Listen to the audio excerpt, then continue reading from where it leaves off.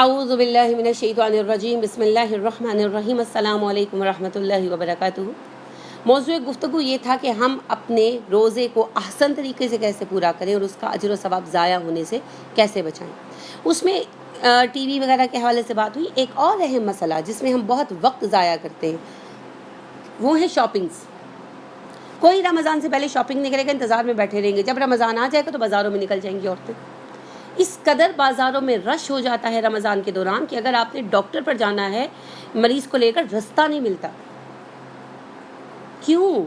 کیا رمضان اسی لیے آتا ہے کہ آپ بازاروں میں نکل جائیں؟ عورتوں کو تو ویسے ہی اللہ نے حکم دیا ہے اپنے گھروں پر سکون کے ساتھ قرار کے ساتھ بیٹھو، باوقار عورتوں کی طرح، بلا ضرورت مت نکلو۔ اور دوسری بات، جو آپ نے عید کی شاپنگ کرنی ہے بالکل آپ کا حق ہے، کیجیے، رمضان سے پہلے کیجیے۔ رمضان کوئی اچانک آ جاتا ہے کہ پتہ ہی نہیں تھا جی آج رمضان آنا۔ شعبان میں کیجیے شاپنگ، اس سے بھی 1 مہینہ پہلے کر لیں، رجب میں شاپنگ کر کے رکھ لیں، کیا ہے۔ لیکن نہیں، ہم نے تو جو عید کلیکشن آنی ہوتی ہے نئی برانڈ کی وہ پہننی ہوتی ہے، کیونکہ ایسا نہ ہو کہ کوئی ایسا جوڑا ہم پہن لیں جس کا پرنٹ کسی دوسری بھی بہن نے یا نند نے یا بھابھی نے پہنا ہوا ہو۔ آپ کو اندازہ ہے کہ یہ چیز آپ کو کس قدر خود پسند بناتی ہے؟ آپ کو اندازہ ہے کہ آپ رمضان کا قیمتی وقت کس طرح بازاروں میں ضائع کر دیتی ہیں ایک بیکار کام میں؟ آپ کو جنت کے لباس کی کوئی خواہش نہیں؟ آپ کو پتہ ہے جنت کا لباس کیسا ہوگا؟ 70 لباس ایک عورت کو پہنائے جائیں گے اور اس کے باوجود وہ اس قدر مخملی اور باریک ہوں گے کہ ان کی پنڈلیاں جھلکیں گی، اس قدر نرم و ملائم ہوں گے۔ اس کی کوئی خواہش ہی نہیں ہے، کوئی طلب ہی نہیں ہے۔ ہم تو مائل بکرم ہیں، کوئی سائل ہی نہیں، راہ دکھلائیں گے سے راہ روئے منزل ہی نہیں، چاہتا ہی کوئی نہیں ہے۔ اور دوسرا کام کیا ہوتا ہے؟ کھانے پکانا۔ سال بھر جتنا آئل ہم اس مہینے میں استعمال کر چھوڑتے ہیں۔ روزے کا مقصد کیا ہے؟ تقویٰ کا حصول۔ تقویٰ کی بنیاد کیا ہے؟ کم کھانا، کم سونا، کم بولنا۔ کم سونا اور بولنا آئے گا کم کھانے سے۔ یہ اسی چیز کی پریکٹس رمضان میں کرائی جاتی ہے۔ ہم اتنا سارے سال میں نہیں کھاتے جتنا ہم رمضان میں کھا لیتے ہیں۔ اور کھاتے بھی کون سا فوڈ ہے؟ وہ جو اپنے انگریڈینٹس میں ہائی، بہت رچ فوڈ ہوتا ہے، خاص طور پر تلنے کے حوالے سے۔ اتنا ظلم کرتے ہیں ہم جانوں پر جس کی حد نہیں، اور اتنا کھا کر پھر مگر مچھوں کی طرح لمبے لمبے پڑ جاتے ہیں۔ سادہ کھانا کھائیے، آپ ضرور گوشت کھائیں، آپ ضرور کچھ کھائیں، لیکن سادہ کھائیں جو آپ کے لیے صحت بخش ہو۔ پھل اللہ نے عطا کیے ہیں، آج کل تو ویسے بھی گرمیاں ہیں، بے تحاشا پھل ہے ہمارے پاس، پھل کھائیں، دودھ کا استعمال کریں۔ چسکوں میں مت گزارے رمضان کو، اس سے 2 نقصانات ہوتے ہیں۔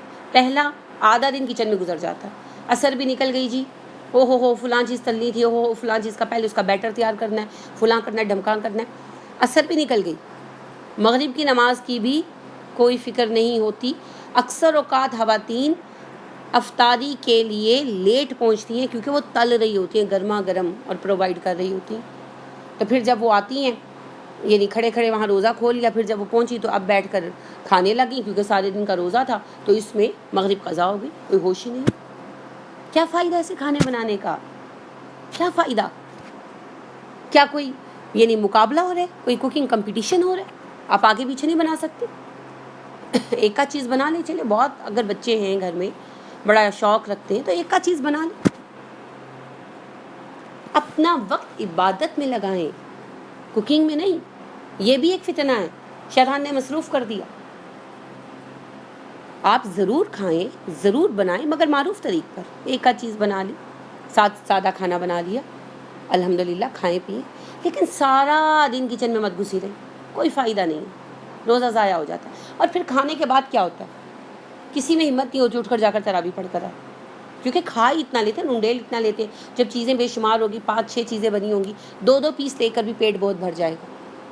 چیز کی اگر ورائٹی کم ہوگی تو قدرتی طور پر کھانے کا پورشن بھی کم ہوگا۔ جب وہ کم ہوگا تو اتنا پیٹ ناک تک نہیں بھریں گے ہم کہ ہم جا کر نماز میں کھڑے ہی نہ ہو سکیں۔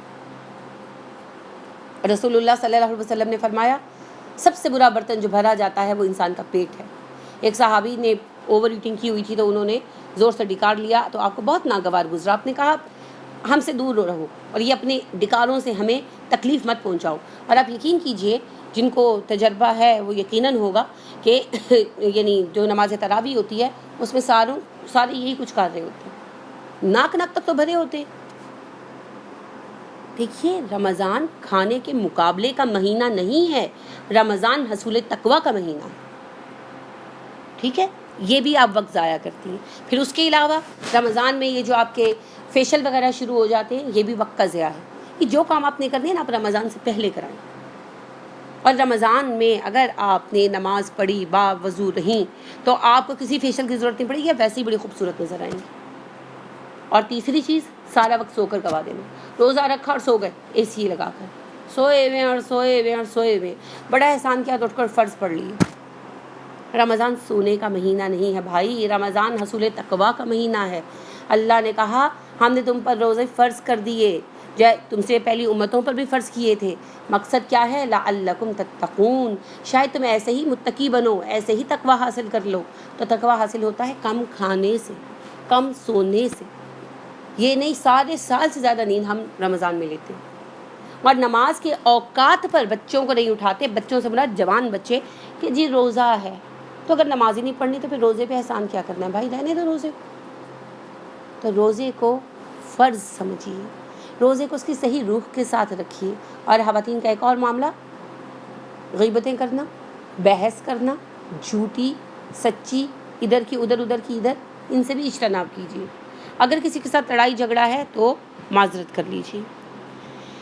اب دیکھیے میں پھر عرض کروں گی, آج کل جو ہم اب روزے رکھیں گے انشاءاللہ, اور اللہ رب کریم ہمیں توفیق اور صحت عطا کرے اور مہلت عطا کرے, تو یہ یعنی 16 گھنٹے پونے 16 گھنٹے کا روزہ ہوگا.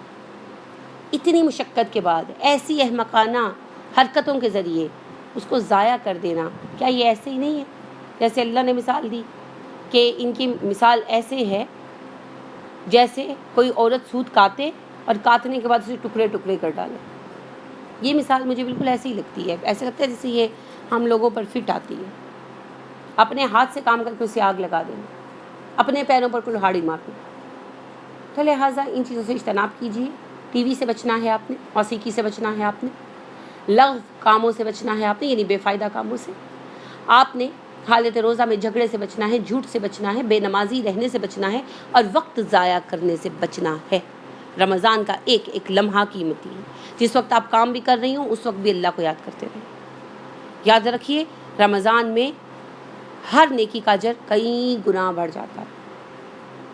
لہٰذا اس کے ہر لمحے کو قیمتی جانیے, اور اس رمضان کے متعلق یہ سوچیے کہ ہو سکتا ہے ہماری زندگی کا آخری رمضان ہے. کیونکہ یہ ممکن ہے نا, کون جانے اگلے سال رمضان آئے تو ملاقات ہو کہ نہ ہو. تو اگر رمضان آئے اور ملاقات نہ ہو, ہم نہ ہوں رمضان کے لیے, اس کے استقبال کے لیے, تو کم از کم یہ رنج تو نہ رہے کہ رمضان آیا اور ہم بخشش بھی نہ پا سکیں.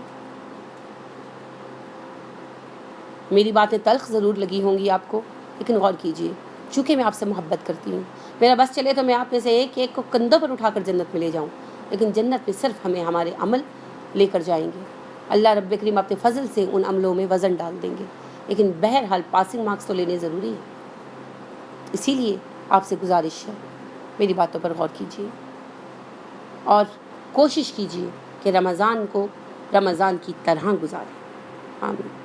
سبحانک اللہم و بحمدک ونشہد ان لا الہ الا انت ونستغفرک ونتوب الیک. السلام علیکم ورحمۃ اللہ وبرکاتہ.